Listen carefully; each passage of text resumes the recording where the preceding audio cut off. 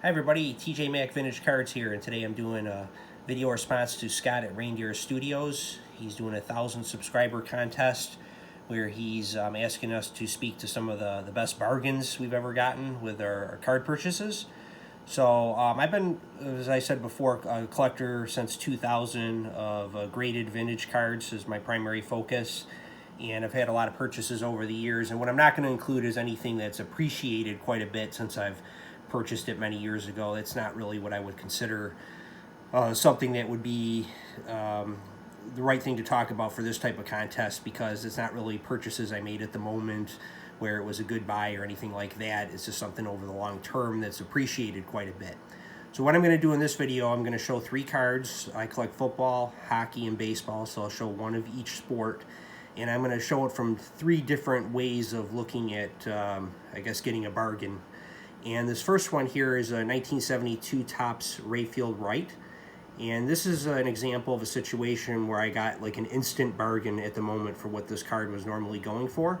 I was on eBay one night, it was probably about 5 years ago or longer, and this card had a buy it now of $30 on it in a grade 7.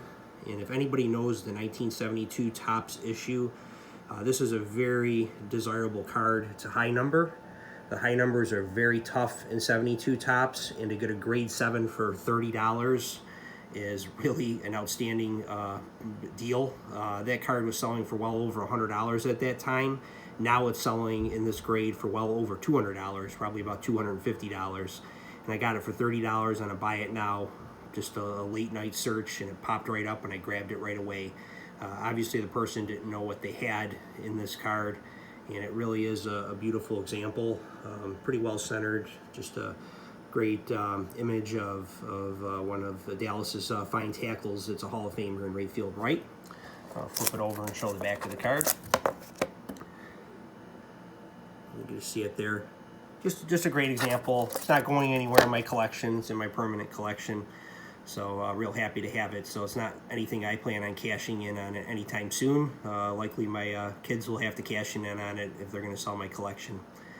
Next example is one from baseball. This is one that I showed a few months ago. And in this example, this is one where, you know, it's smart to sometimes look for other grading companies and not just look for PSA or SGC. This is a BVG example, and I talked about this a few months back, but I'll get into the pricing of this card and just kind of speak to capitalizing on a good situation by using a different grading company. So here, this is a grade 5 BVG Lefty Grove. It's got some really nice subgrades on it, centering in 8, corners of 4, edges in 8, surface in 9. This card was selling for $550 on eBay on a buy it now. It just sat there, no bites on it. So I offered the guy $450, not thinking he would take it, and he took it. So I got this card for $450. Now, if I were to cross this card over, and let's say it got a grade 5 in PSA, it'd probably be a $800-900 card. In SGC, it'd probably be a $700 or $800 card. So I really got a good deal here. And even if it crossed over to a grade 4, especially for PSA, I would still make money on this if I were to sell it. It's just a really nice, well-centered example with just a spectacular color on it. And I was very, very happy to add this one. You can see the back is just so clean on this card. And again, it's not going anywhere. I don't plan to cross it over. I'm very happy in the holder that it's in. It's great displayed in my collection, and I'm just thrilled to have it. But this is just kind of a bargain just by doing a different type of approach of looking for a different reputable grading company still, but one that's not traditionally utilized for Gaudy cards. Usually it's SGC or PSA. And then this last one was more just a timing issue. This is a Mario Lemieux 1985 Topps grade 8.5, and I got this card for $130 on a buy it now.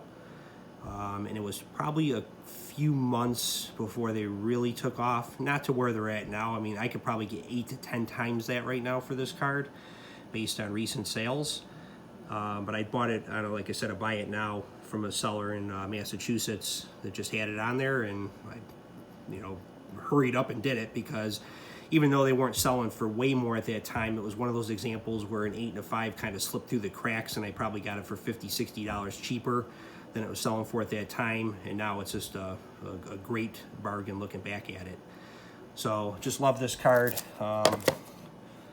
Lemieux, probably one of the top 5 greatest players ever in hockey, so this is one I had to have in my collection. It's right in my sweet spot of the years I collect in hockey, 50s into the 80s, mid 80s. So one I had to have.